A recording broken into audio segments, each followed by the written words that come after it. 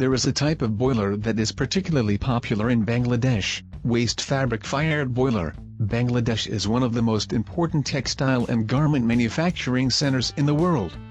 Because of the reuse and availability of waste fabrics, many factories choose waste fabric-fired boiler. Let's take a look at our user site. This garment factory has been using the CPCB steam boiler for 3 years. The calorific value of waste fabrics is generally low, and there will be black burn marks at the openings of burning waste fabrics.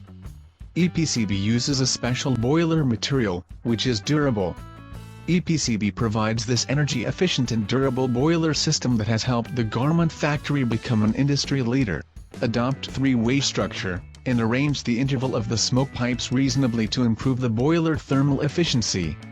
Equipped with high-efficiency energy-saving equipment such as fin tube economizer, the temperature can be lowered to 110. Equipped with a pressure gauge with a digital pressure sensor for easier observation.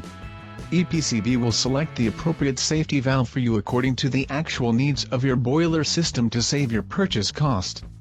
Small size, install easily, good dust removal effect, no clogging, and convenient dust removal.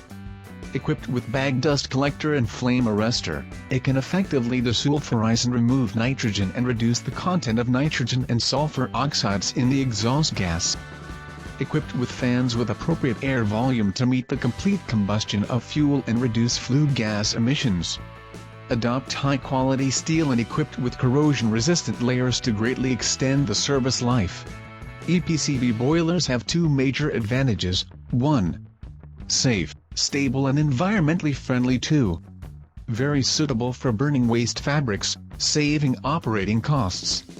At present, EPCB's boilers are running stably, creating value for us. In addition, we have expanded production, and another customized EPCB boiler is also on its way to the port. EPCB, your private boiler system expert.